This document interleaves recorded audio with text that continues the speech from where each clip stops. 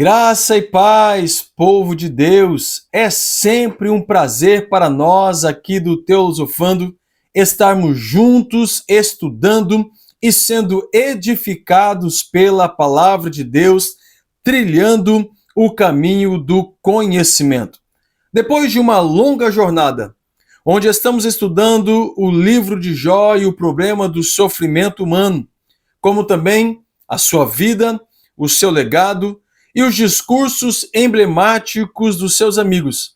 Estamos caminhando para o final da nossa série. Depois de idas e vindas, parece que tudo terminou como havia começado. Deus defendendo o caráter irrepreensível de Jó. Uma coisa podemos afirmar categoricamente: Deus não mudou. O mesmo que testemunhou de Jó no prólogo do livro, é agora quem vai testemunhar do patriarca no epílogo. Mas será que Jó mudou? Com certeza sim. Como defendi no nosso último encontro, na nossa última oportunidade, o sofrimento é pedagógico. Acompanhe conosco na tela a leitura a seguir de Jó, capítulo 42, versículos 7, 8 e o 10. Sucedeu, pois, que acabando o Senhor de dizer a Jó aquelas palavras, o Senhor disse a Elifas o temanita: a minha ira se acendeu contra ti e contra os teus dois amigos, porque não disseste de mim o que era reto, como o meu servo Jó. Tomai, pois, 7 bezerros e 7 carneiros, e ide ao meu servo Jó, e oferecerei holocausto por vós, e o meu servo Jó orará por vós, porque deveras a ele aceitarei, para que eu vos não trate conforme a vossa loucura. Porque vós não falaste de mim o que era reto como o meu servo Jó. E o Senhor virou o cativeiro de Jó, quando ele orava pelos seus amigos. E o Senhor acrescentou a Jó outro tanto em dobro a tudo quanto dantes possuía. A partir deste momento, Deus inicia o processo de restauração na vida de Jó. E quais as áreas de sua vida que merecem destaque neste momento? E eu quero lhe convidar a continuar conosco para que possamos juntos estudarmos a restauração de Jó. Primeiramente, podemos destacar uma mudança de pensamento.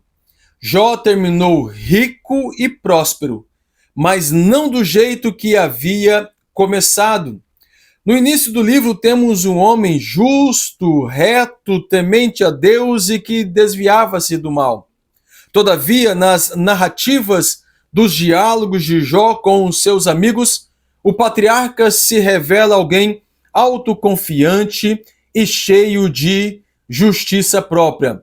Mas isso, com a experiência da dor e do sofrimento que ele viveu, foi mudado. Se não, vejamos. Ele diz no capítulo 23, versículo 3 e 4: ah, se eu soubesse que o poderia achar, então me chegaria ao seu tribunal, com boa ordem exporia ante ele a minha causa, e a minha boca se encheria de argumentos. Neste momento, Jó está sofrendo, está sendo bombardeado pela dor, pelo luto, pelo desespero, e ele diz que gostaria de ter um encontro com Deus para justificar, para apresentar ante ele os seus argumentos. Mas como Jó termina a sua história? Falei do que não entendia, disse ele no capítulo 42, verso 3. Coisas que para mim eram maravilhosíssimas e eu não compreendia. Observe que no capítulo 23, ele está cheio de argumento. Ele propõe até mesmo um tete-a-tete com Deus, um encontro com o Todo-Poderoso, para se justificar e dizer que não merecia todo aquele sofrimento e que as acusações dos seus amigos eram levianas, eram vãs, mas agora ele está dizendo, depois de toda a experiência que passou, ele está dizendo: eu falei de coisas que não entendia, coisas que para mim eram grandiosas demais, eram maravilhosas demais, e eu não compreendia. Portanto, primeiramente, nós temos uma mudança de pensamento. Jó já não é mais o mesmo do capítulo 1. Posteriormente, podemos destacar também uma mudança de posicionamento. No princípio da aprovação, Jó queixa-se com Deus, mas agora, no final, ele vai queixar-se a Deus. Acompanhe. Porque as flechas do Todo-Poderoso estão em mim, e o seu ardente veneno o bebe o meu espírito. Os terrores de Deus se armam contra mim, disse ele no capítulo 6, versículo 4. A sensação que Jó tinha é que Deus o via como um alvo. Então, ele se queixa de Deus, ele se queixa do processo, ele se queixa daquele momento pedagógico que estava vivendo. Mas no final, no capítulo 42, verso 4, ele diz: escuta-me, pois eu falarei e eu te perguntarei e tu ensina-me. Observe que anteriormente, frente ao sofrimento, a dor, a angústia, o luto, Jó vai queixar-se contra Deus. Agora ele está dizendo que gostaria de estar diante de Deus para ser ensinado por ele. E aqui nós vemos uma mudança de posicionamento. Todo esse processo na vida de Jó vai lapidando, vai transformando, e agora ele é alguém humilde e entende o seu lugar. Mas também vemos uma mudança de relacionamento. No capítulo 42, versículos 5 e 6, ele diz: com o ouvir dos meus ouvidos ouvi, mas agora te veem os meus olhos. Por isso me abomino e me arrependo no pó e na cinza. Observe que no início do livro nós temos um homem cheio de autojustiça, um homem que tenta argumentar contra as acusações dos seus amigos. Ele busca uma autojustificativa para a sua bondade, dizendo que não merecia passar pelo sofrimento por aquele momento, mas agora ele vai ter um encontro com Deus. O seu relacionamento com Deus já não é mais um relacionamento baseado na tradição. Agora, Jó conhece o Todo-Poderoso. Ele diz: os meus olhos te veem, por isso eu me abomino, eu me arrependo no pó e na cinza. É impossível alguém ter um encontro genuíno com Deus e não olhar para dentro de si e se abominar, sentir-se pó, sentir-se cinza, pois nós estamos diante daquele que é todo-poderoso, daquele que é soberano e detém toda a honra e toda a glória. O pobre Jó, ao contemplar a glória e a soberania de Deus, reconheceu o seu verdadeiro estado.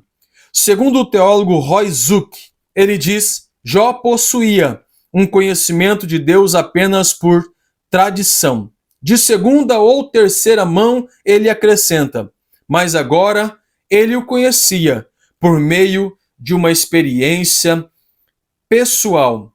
Nós vemos então na história do patriarca, na história de Jó, que a dor, o sofrimento, a angústia, o desespero serviu como um relacionamento, ou melhor, o caminho para o desenvolvimento de um relacionamento com o Todo-Poderoso. Jó conclui o seu discurso dizendo: agora os meus olhos te veem. Quando temos experiências vivas com Deus, com o Altíssimo, renunciamos os nossos achismos, 42, 3.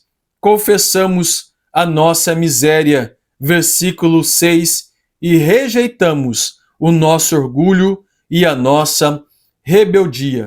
Portanto, nós temos um Jó que teve uma mudança de pensamento, um Jó que teve uma mudança de posicionamento e agora uma mudança de relacionamento. Vejamos agora a restauração de Jó. Quais foram as áreas de sua vida que foram restauradas? E eu destaco primeiramente a restauração moral e espiritual do patriarca Jó. Jó 42, verso 7, o texto diz: sucedeu, pois, que acabando o Senhor de dizer a Jó aquelas palavras, o Senhor disse a Elifas, o temanita: a minha ira se acendeu contra ti e contra os teus dois amigos, porque não disseste de mim o que era reto, como o meu servo Jó.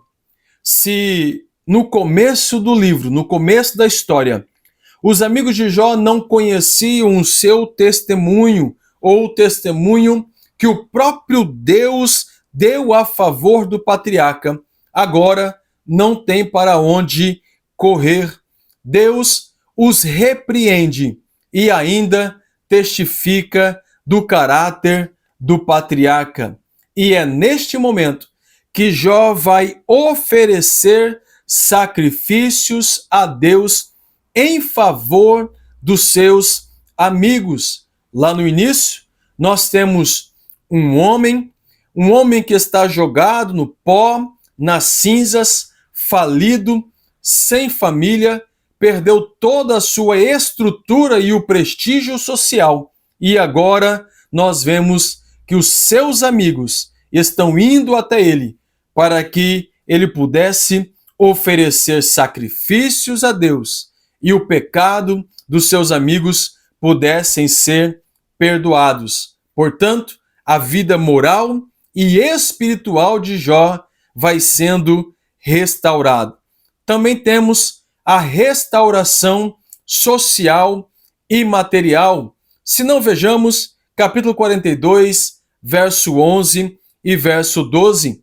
Então vieram a ele todos os seus irmãos e todas as suas irmãs e todos quantos dantes o conheceram, e começaram com ele e comeram com ele pão em sua casa, e se condoeram dele e consolaram de todo o mal que o Senhor lhe havia enviado.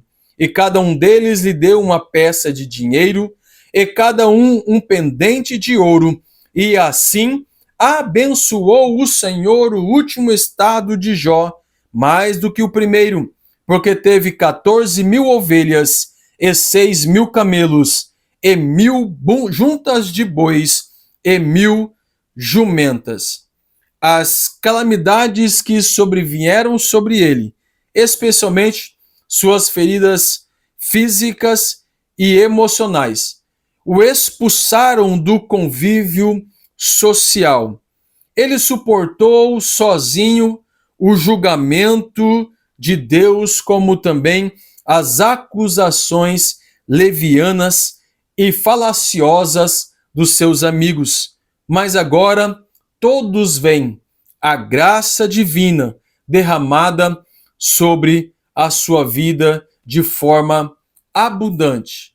E, portanto, a hora de voltar ao convívio e desfrutar de tudo quanto o Senhor lhe deu chegou. Jó está sendo restaurado. Primeiramente, nós vimos a sua restauração moral, como também a sua restauração espiritual, quando Deus determina que os seus amigos o trouxessem carneiros, o trouxessem animais para sacrificar em favor deles. Vimos também o convívio social de Jó sendo restaurado. Agora ele tem prestígio. Ele volta para o convívio com sua família, com seus amigos na sua cidade. Como também veremos a restauração familiar de Jó. Acompanhe na tela, na transição. Também teve filhos e 3 filhas, 7 filhos e 3 filhas. Em toda a terra não se acharam mulheres tão formosas como as filhas de Jó, e seu pai lhe deu heranças entre seus irmãos. Jó 42, 13 e 15. A restauração que o Senhor fez na vida ou faz na vida do ser humano leva em conta todas as divisões, todas as áreas da vida humana. Ele restaura a vida espiritual, ele restaura a vida moral, a vida social, a material, traz dignidade ao homem que teve, por meio da sua graça, a imagem e semelhança de Deus restaurada. Nós vimos no início do livro um homem jogado nas chagas, um homem jogado nas cinzas, doente, falido e sozinho. E agora todas as áreas da sua vida vão sendo restauradas. E Deus pode fazer isso também na sua vida. Talvez você esteja sofrendo, passando por momentos de privação, por momentos de dor, por momentos de luto. Eu quero aproveitar esta oportunidade para dizer que o nosso Deus é um Deus de restauração.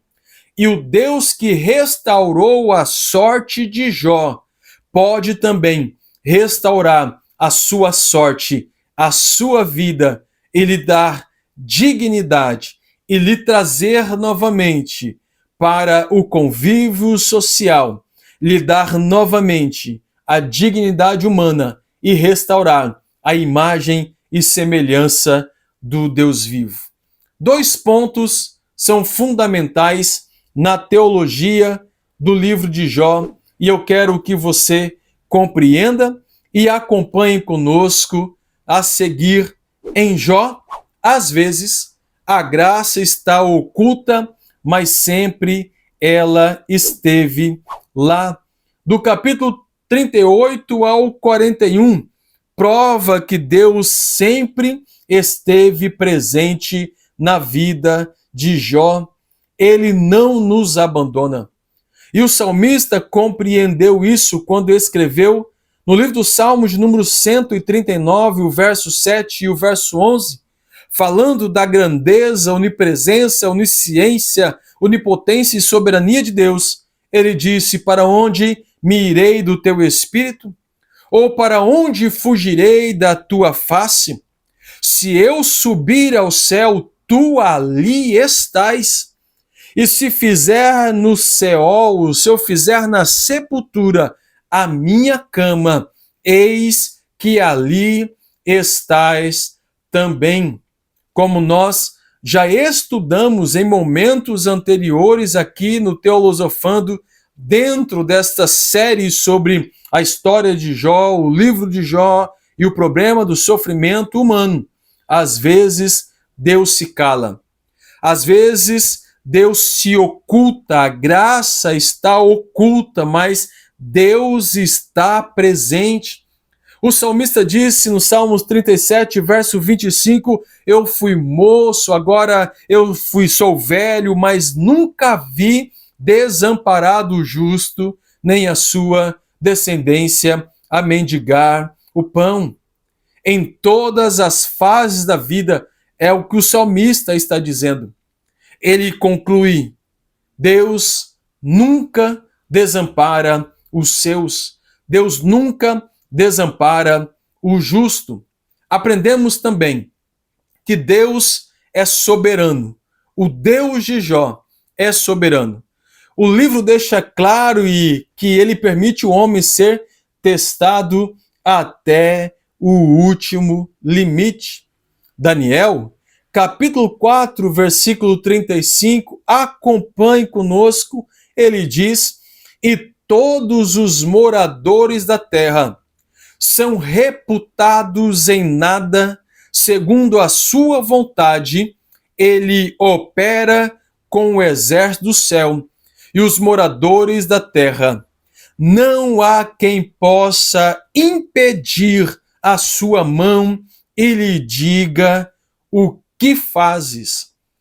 Quem é o homem para questionar a soberania de Deus? E Deus, ele vai provar a natureza humana até os seus últimos limites. Paulo compreende isso e ele escreve aos Romanos, no capítulo 9, versículo 19 ao 21, dir-me-ás então, por que se queixa ele ainda? Porquanto quem resiste à tua vontade? Mas, ó homem, quem és tu que a Deus replicas? Porventura, a coisa formada dirá a que formou: por que fizestes assim? Não tem o oleiro poder sobre o barro para da mesma massa fazer um vaso para honra e outro para desonra? Observe que o homem é simplesmente nada. O homem é pó e não tem autoridade, poder para questionar os desígnios de Deus. E ele vai testar o homem até o seu último limite, até o seu último suspiro. E lá em Deuteronômio, capítulo 8, versículo 2, traz a resposta, o porquê Deus permite provação na vida do seu povo, na vida do crente. Quando ele diz: e te lembrarás de todo o caminho pelo qual o Senhor teu Deus te guiou do deserto estes 40 anos, para te humilhar, para te provar, para saber o que estava no teu coração, se guardaria os seus mandamentos ou não. Observe que o contexto aqui é o momento de peregrinação do povo de Israel que acabara de sair do Egito, da terra da escravidão. Deus os livra com mão forte, com braço de ferro. Deus o faz viver coisas extraordinárias no deserto, mas também prova o seu povo para lhe humilhar e para provar o que estava no seu coração, para saber se guardaria os seus mandamentos ou não.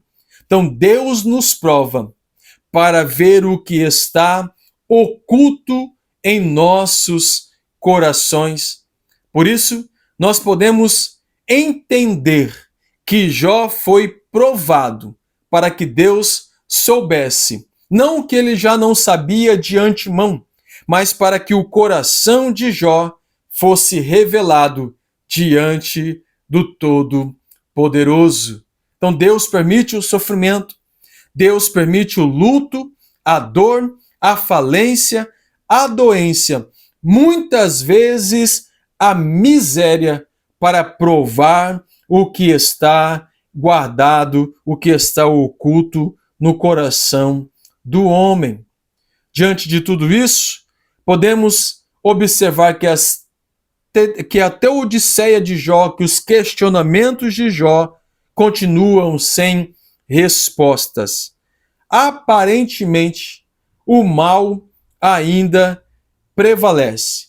Não sabemos ao certo quanto tempo durou o sofrimento de Jó, mas sabemos quanto vai durar a alegria final da vida do crente.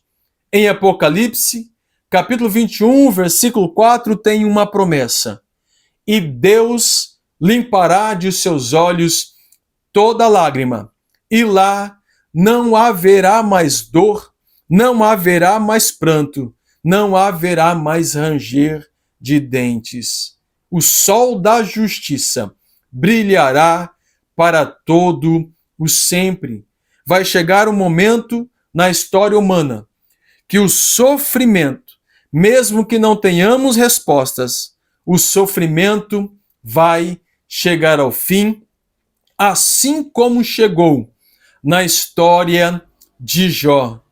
Deus se revelou a Jó. Deus se mostrou a Jó. A graça abundou na vida de Jó. E agora nós temos um homem restaurado. A sua moral foi restaurada, a sua espiritualidade foi restaurada, o seu convívio social e familiar, a sua vida financeira foi restaurada. O Deus da restauração bradou na vida de Jó. E eu quero profetizar sobre a sua vida que o Deus da restauração também bradará na sua vida, também se revelará a ti. E como nós temos feito em outros encontros aqui no Teolosofando durante essa série, eu quero orar com você e orar por você, clamando ao Deus da restauração que chegue até a sua vida e estenda as suas mãos sobre a sua casa. Você pode orar comigo neste momento?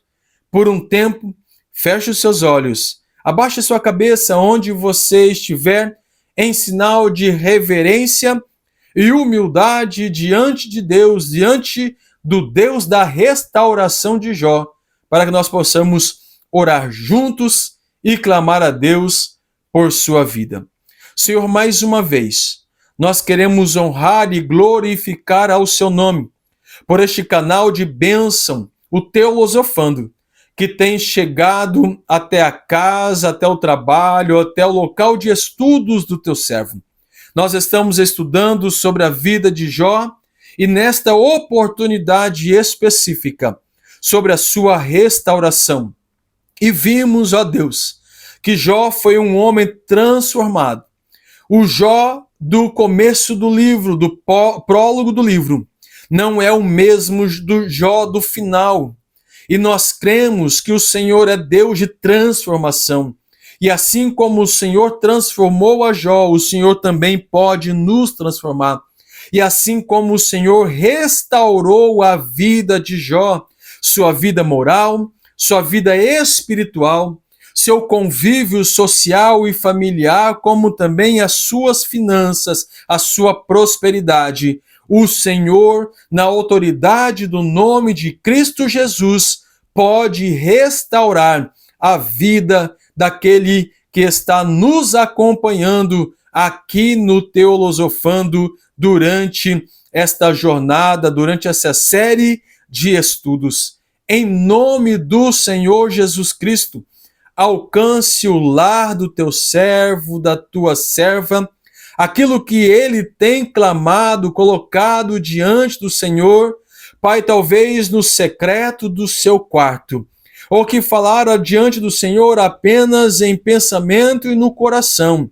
O Senhor, ó Pai, restaure a vida do teu filho, da tua filha, em nome do Senhor Jesus Cristo. Os que estão enfermos possam ser curados. Aqueles que estão, ó Pai, vivendo um processo de depressão, possam ser restaurados para a glória do teu nome. E aqueles que estão vivendo luto, a dor, possam ser acalentados pelo Espírito Santo neste momento. É o que nós oramos, clamamos e intercedemos em favor dos teus filhos, em nome de Jesus Cristo. Amém. Deus restaurou a vida de Jó e eu creio que pode restaurar a sua vida também. Nós chegamos ao final de mais um encontro, mais uma aula. Nós teremos ainda na quinta-feira que vem um encontro marcado para encerrarmos essa série de estudos sobre o livro de Jó, onde nós veremos Isaías 53, o servo sofredor, falar sobre o sofrimento de Cristo também. E nós, posteriormente, iniciaremos uma nova série de estudo sobre a revelação de Jesus Cristo acerca das coisas do fim. O fim vem.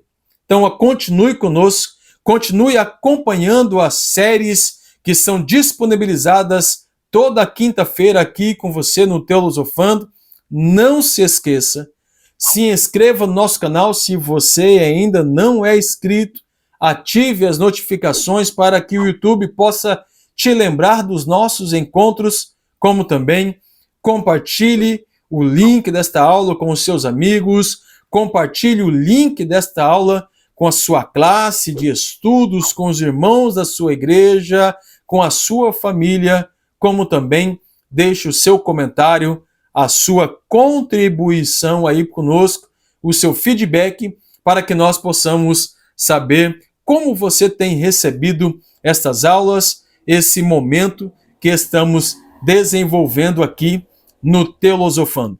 Eu espero você para o nosso próximo encontro, quinta-feira que vem. Um grande abraço e até lá!